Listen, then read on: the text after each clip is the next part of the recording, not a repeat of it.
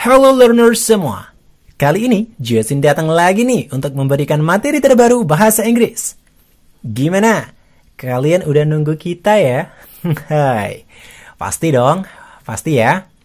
Banyak yang tanya sama Jason gimana sih cara bedain penggunaan do dan are. Kapan kita menggunakan mereka? Apakah kalian juga begitu? Masih bingung buat bedain kapan kita pakai do, kapan kita pakai are? Tapi sebelum kita mulai pembelajarannya, tolong nih buat teman-teman semua, jangan lupa buat klik tombol subscribe-nya dan juga tekan tombol like. Kalau nggak suka, nggak apa-apa, yang penting di-share aja videonya, oke? Nah, baik, karena Jason nggak ingin kalian cuma dapat materi sedikit aja, Jason akan jelaskan bagaimana cara menggunakan do atau does dan to be. S, M, R. Ingat ya, kita akan membahas ini dalam bab simple present tense. Jadi begini. Kalimat itu dibagi menjadi dua. Satu, kalimat yang nggak pakai kata kerja asli dan yang pakai kata kerja asli. Kalimat yang memakai kata kerja asli, contohnya, My uncle goes to work 6 times in a week. Kata kerjanya jelas, yaitu work. Jika kalimat yang tidak memakai kata kerja asli, misalnya, My uncle is a handsome. Tidak ada kata kerjanya, tetapi dalam kalimat itu perlu diketahui harus ada kata kerjanya. Lalu gimana dong?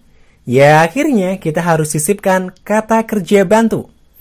Kata kerja bantunya dalam kalimat tersebut adalah is. Ini nih yang disebut dengan to be.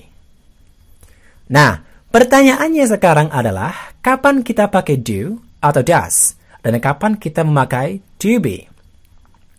Jadi begini learner, kita memakai do dan does saat kalimat yang mau kita buat itu menggunakan kata kerja.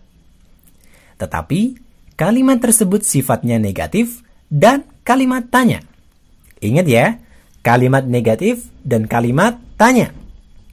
For example, Rosie and Rosa do not eat meat.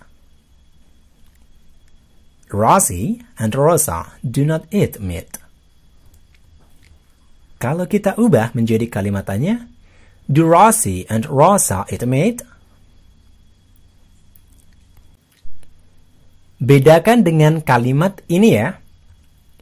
Rosie does not eat meat. Untuk kalimat tanyanya, bisa kita buat begini. Does Rosie eat meat? Apa bedanya? Kenapa kalimat pertama menggunakan do, sedangkan kalimat kedua menggunakan does? Jadi begini learner, do dipasangkan dengan subjek yang sifatnya jamak. Misalnya, I, you, we, they, Rosie and Rosa, dan lain sebagainya. Sedangkan does dipasangkan dengan subjek tunggal, misalnya he, she, it, car, cat, dan lain sebagainya. Tambahan ini jikalau kita ingin membuat kalimat positif biasa, kita perlu sisipkan do atau does nggak? Nggak perlu. Semisal contohnya, Sinta brings me flowers. Sinta and Jojo bring me flowers. Perhatikan kata kerja bring. Jikalau subjeknya itu jamak, maka langsung kita tulis saja kata kerjanya seperti biasa. Tapi kalau subjeknya tunggal, maka perlu kita tambahkan s pada kata kerjanya. Oke? Oke ya? Jelas ya sampai sini gimana cara menggunakan do dan does? Sekarang kita beranjak aturan menggunakan to be.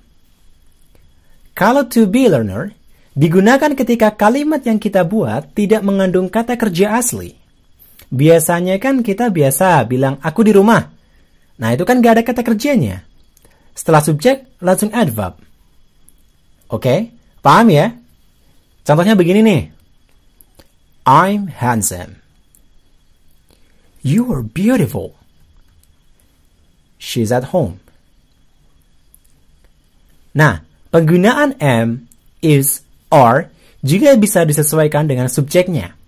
Is digunakan berpasangan dengan kata benda tunggal, semisal he, she, it, dan kata benda tunggal lainnya. Are digunakan berpasangan dengan kata benda jamak, they, we, you, dan kata benda jamak lainnya. Am khusus dipasangkan dengan I. Kalau kamu dipasangin sama siapa? Perhatikan contoh kalimat berikut untuk menambah wawasan kita. Kalimat positifnya, she is at home. Kalimat negatifnya, she's not at home. Kalimat tanyanya, is she at home? Is she at home? Jadi learner, kesimpulannya adalah, bagaimana cara membedakan do dan are? Do digunakan untuk kalimat yang memiliki kata kerja dan are untuk kalimat yang tidak memiliki kata kerja asli. Bisa ya kali ini membedakan penggunaan do atau does dan to be, is and are. Yaps, itu saja yang bisa Jason jelaskan kepada learners semua. Semoga ini bermanfaat. Dan jangan lupa buat share dan tekan tombol komentar biar kita lebih update lagi tentang materi yang mau kalian pelajari. So, salam dari kami. Ciao! Be international people and be sociable.